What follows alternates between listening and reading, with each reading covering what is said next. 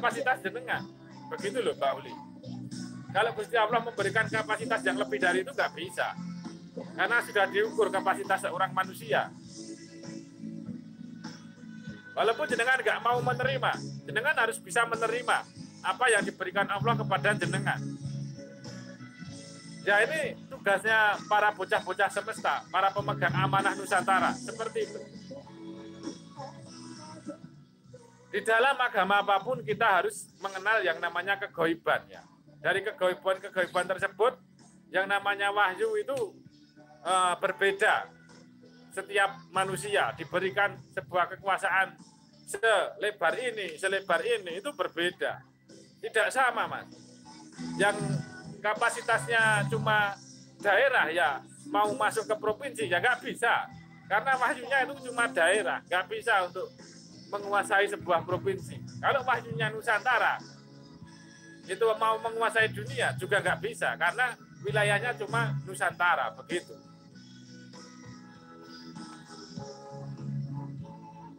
Itu yang kita lihat seperti itu loh Pak. Jadi kita semua ini patut bersyukur dengan apa yang sudah diberikan Allah kepada kita.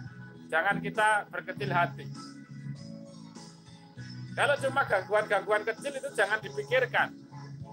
Kata Mas Hendroyono, kalau cuma gangguan-gangguan kecil itu sudah tidak usah kita pikirkan lagi. Itu kata Mas Hendroyono. Karena kekuasaan perdikan kita itu lebih besar daripada yang gangguan-gangguan kecil tadi. Jangan mau digeret ke tempat yang kecil-kecil tadi. Karena kekuasaan kita itu lebih besar. Ada yang menguasai dunia seperti yang dikatakan Mas Aryo tadi.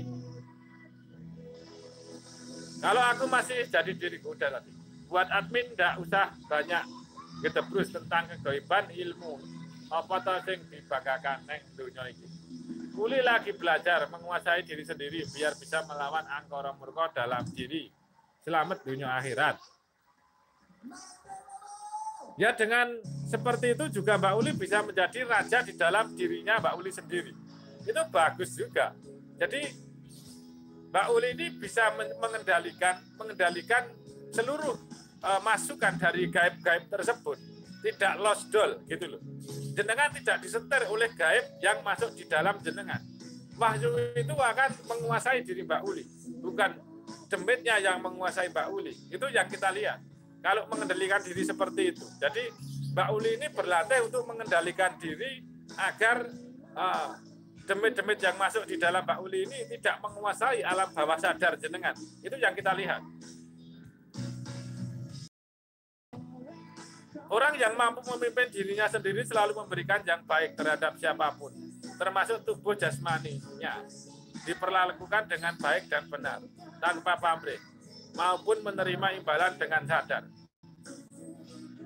Ya Pak Lian. Tadi malam itu maksud saya ngomong-ngomong sama Mas Paitun kan, Mas Paitun, Mas Galudro itu mau mengarahkan keyakinan kita agar tunduk ke suatu daerah ya. Kita nggak mau kan, kita dari berbagai macam suku dan bangsa, dari Nusantara, ada teman-teman yang dari Jakarta, ada teman-teman dari Jawa Barat, ada teman-teman dari Jawa Tengah, ada teman-teman dari Jawa Timur, Sumatera, Kalimantan, Sulawesi. Jadi kita arahkan ke kepercayaan yang Nusantara, jangan dibawa ke suatu daerah, gitu loh maksud saya tadi malam itu.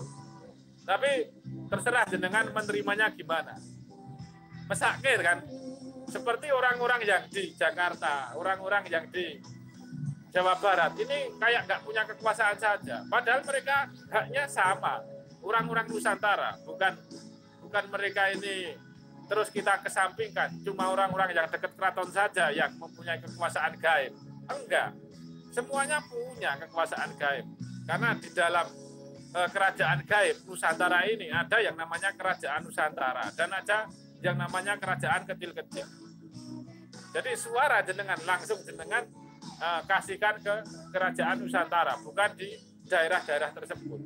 Emangnya kalau sudah ke daerah itu sudah menguasai? Enggak. Jadi jenengan tembus ke lebih atas lagi. Maksud saya kan begitu tadi malam.